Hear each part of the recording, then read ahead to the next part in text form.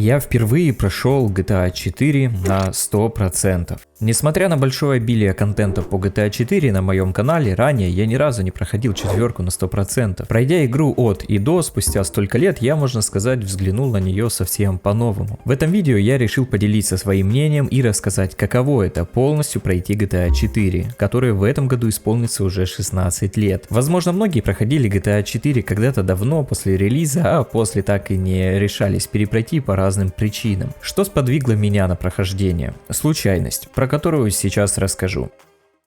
Незадолго до Нового года у меня в голове появилась идея сделать новое видео по модам для GTA 4, ведь два достаточно успешных видео уже были на моем канале, и я решил, что нужно поискать что-нибудь новое и сделать еще видео. В поисках новых интересных модов я наткнулся на Fusion Fix, консоль Visuals, Remastered Vehicles Pack и еще немало интересных модов. Ранее я не имел дел с этими модами, и видео, где я пытался сделать ремастер из GTA 4, было основано совсем на других модификациях. Когда я установил все эти моды, я, мягко говоря, был приятно удивлен от того, насколько же красивой может быть ванильная GTA 4. Я не знаю, как это объяснить, но со временем я понял абсолютную истину для себя. Нет ничего лучше оригинального стиля игры в определенных играх. Взять ту же GTA 4. Самая лучшая графика, в которой будет максимально аутентичная атмосфера и которая будет правильно выглядеть в любое время и при любом свете, это не Ice Enhancer 4, это правильная ванильная графика. Как бы это странно ни звучало. Раньше я придерживался совсем другого мнения, что в четверке, что в других частях GTA, но со временем, перелопатя сотни модов, я все же понял, что только правильная оригинальная графика и атмосфера, и только улучшение оригинальных деталей сделают любимую игру лучше, а кардинальная замена чего-либо и перекройка имеющихся важных аспектов точно навредят общей атмосфере игры. Возвращаясь к оригинальной GTA 4, я хочу сказать, что моды Fusion Fix, консоль Visuals и другие очень сильно повлияли на визуал игры и сделали его таким, какого его всегда не хватало. Плюс было улучшено много разных деталей, как визуальных, так и технических. В общем, улучшенный визуал сильно повлиял на мое решение еще раз пройти игру. Попутно я делал видео по модам, ставил моды и тестировал игру. И знаете, с такой обновленной игрой у меня было огромнейшее желание просто играть в нее, проходить задания, проходить все доп-квесты, даже поход в боулинг не вызывал у меня каких-либо негативных моментов. Как пример, еду я на важное задание, позвонил Роман, Джейкоб или кто-либо еще и говорит: а пойдем-ка сходим куда-нибудь. А я в этот момент стою уже перед маркером. Конечно же, пойдем, отвечал я и ехал на другой конец города, чтобы уделить время персонажу. И это было прекрасно.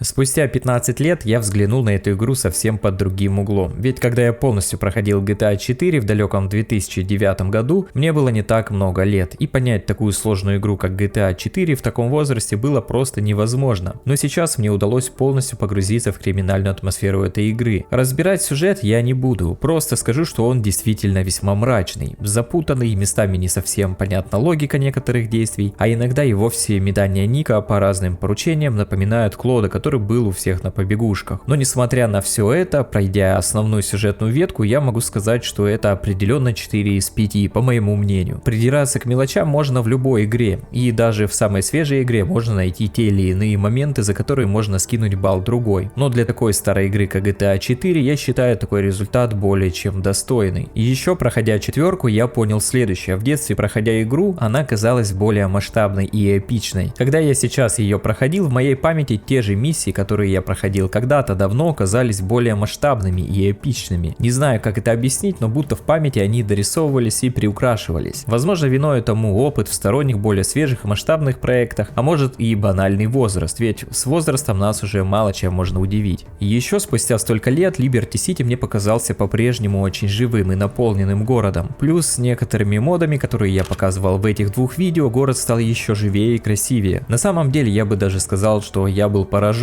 насколько же все-таки в свое время разработчики сделали крутую игру. Ведь четверка действительно опередила свое время, если бы, конечно, не проблемы с ПК-версией игры, а также с ее производительностью. Какой бы вариант, влияющий на концовку, вы не выбрали, после понимания случившегося на той самой значимой миссии остается неприятное впечатление. Я не буду спойлерить, но когда я сейчас прошел GTA 4, не было какого-то облегчения, как было в той же GTA 3, Vice City и San Andreas. Ведь там, по сути, всегда был хэппи-энд. Злодей злодеи были повержены, честь главного героя восстановлена и все положительные основные персонажи живы. А в четверке все как-то совсем по-другому. Эта игра и ее сюжет про действительно настоящий криминал, как он есть без прикрас и романтики. Если вы прошли основной сюжет, не отвлекаясь на прочие активности, то можно считать, что вам повезло. Ведь основной сюжет это только 60% от игры, а дальше вам будет чем заняться. И здесь я впервые уделил время абсолютно всем побочным вариантам времяпрепровождения. И это было достаточно интересно, особенно учитывая то, что раньше в полном объеме я этого никогда не делал. Активности в игре остается достаточно много, и если вы их не выполняли во время прохождения основного сюжета, то вам будет чем заняться и после его завершения. Что мне понравилось? Миссии случайных прохожих. Сделаны они довольно просто, но как доп. Ветка с заданиями для разнообразия они неплохие. Некоторые персонажи забавные, некоторые странные, а какие-то, как Эдди Лоу, и вовсе пугают. Повстречав впервые его только сейчас, я понял одно: как же хорошо, что я не встретил его в 2009 году, будучи мелким. Ну а когда вы разделались со случайными персонажами, попробуйте обыграть друзей или компьютер в дартс, боулинг, бильярд и поставить рекорд в Cubet и получите свои 5% к прогрессу игры. После займитесь гонками и Брюси, выполните 50 уникальных прыжков, доставьте 30 авто Стиви, проведите досуг всеми способами с 3 основными друзьями, выполните миссии наемного убийцы и еще немало всего. Ну а когда вы уже все сделаете, на десерт оставьте 200 разбросанных по всему Liberty City голубей. Это, как мне кажется, самое сложное и долгое. Без гайдов тут точно не обойтись. Все, что я вам сейчас перечислил, по сути простой гринд, и в современных реалиях, возможно, не всем придется по вкусу. Но впервые пройдя игру от и до спустя практически 16 лет, мне почему-то это зашло, и получив заветные 100% в прогрессе игры, я был доволен собой. Наверное, я просто стал старым. Хотя, играя впервые в 2009 году, я как сейчас помню, что мне абсолютно не было это интересно. И вот когда вы разобрались со всеми игровыми заданиями и получили заветную цифру в статистике, вы получаете абсолютно ничего. Нет, кое-что вы все же получите, а именно возможность покупать больше боеприпасов для оружия. И на этом, собственно, все. И вот после этого остается только ходить с друзьями и подружками по заведениям или просто изучать город. Ну а если у вас лицензия, то можно добить оставшиеся ачивки.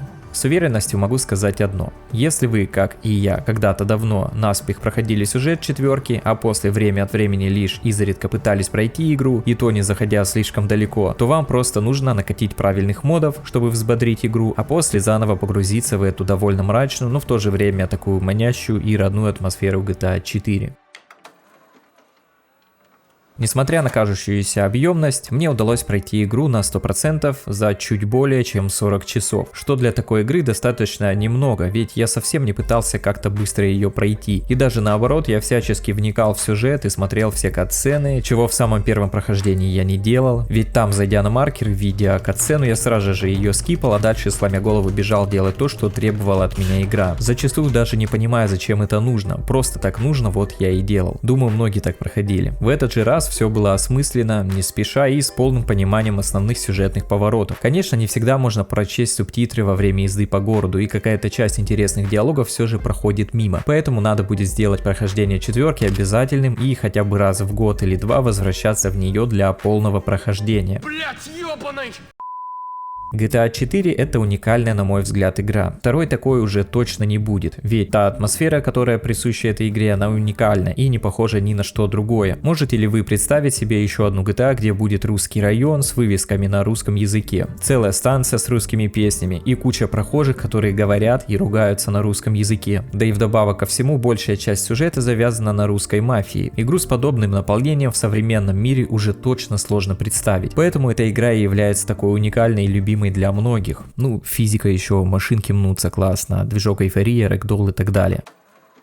Если у вас в голове возникает вопрос, стоит ли проходить GTA 4 в 2024 году, я с уверенностью отвечу вам, конечно же, стоит. Это просто необходимо. Только поставьте сначала правильные моды, и тогда впечатление от игры будет как от совершенно новой GTA 4.